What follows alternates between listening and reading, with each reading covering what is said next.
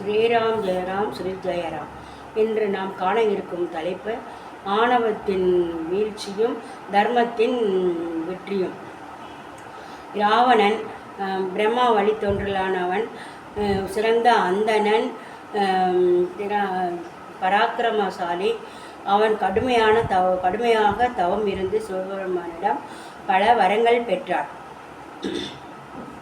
ஒரு சமயம் கைலாய மலையை மேலே பறந்து கடக்க முற்பட்ட போது நந்தியம் பெருமான் அவனை தடுக்க அவன் மலையை பேர்த்து விடுவேன் என்று எத்தனிக்க சிவபெருமான் கட்டைவிகளை வைத்து அழுத்த மலைக்குள் மாட்டிக்கொண்டு அலறிக்கொண்டிருந்தான். வருடங்கள் உருண்டோடின. அங்குள்ள முனிவர்களுக்கு இடையூறாக இருக்கவே அவன் சாமகானம் பாடி இறைவனை மகிழ்விக்க சொன்னார்கள். உடனே அவனும் தன் ஒரு தலையை திருகி கையில் உள்ள நரம்புகளை எடுத்து சாமகானம் பாடி இறைவனை மகிழ்வித்தார். வெட்டுத்துக்கும் சென்று வெற்றி கொடி நாட்டினான். தேவர்களை அடக்கி நவக்கிரகங்களை படியாக அமைத்து அதில் தான் ஏறி சிம்மாசனத்தில் அமர்வான். இவ்வளவு திறமைகள் இருந்தும் ஆணவத்தின் உச்சியில் தான் இருந்தான்.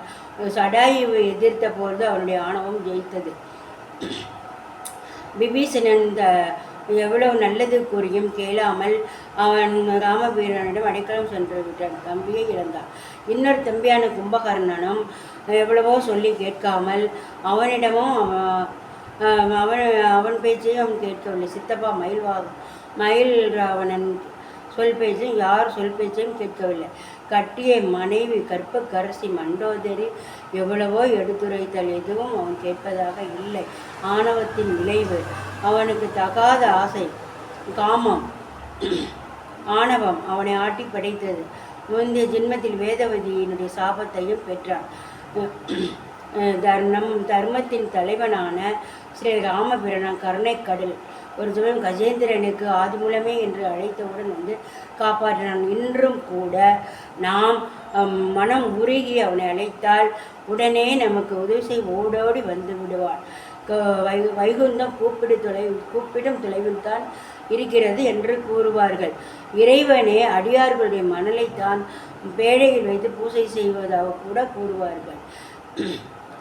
அவ்வளவு இருந்தும் ராமபிரானிடம் கடைசி நேரத்தில் முதல் நாள் போரில் அனைத்தையும் இழந்து தலை குனிந்து நிற்க, இன்று போய் போருக்கு நாளை வா என்று அவகாசம் அளித்து திருந்துவதற்கு டைம் கொடுத்தார். இருந்தும் அவன் மாறவில்லை. அன்றுதான் உணர்ந்தான் இனிமேல் நாம் ஜெயிக்க முடியாது என்பதை புரிந்து கொண்டு இறைவனடி சேர்ந்தான். அந்த இடத்தில் தான் ஆணவம் வீழ்ச்சியுற்றது, தர்மம் ஜெயித்தது. ஸ்ரீராம் ஜெயராம் ஸ்ரீ ஜெயராம். நன்றி. அனைவருக்கும் வணக்கம்.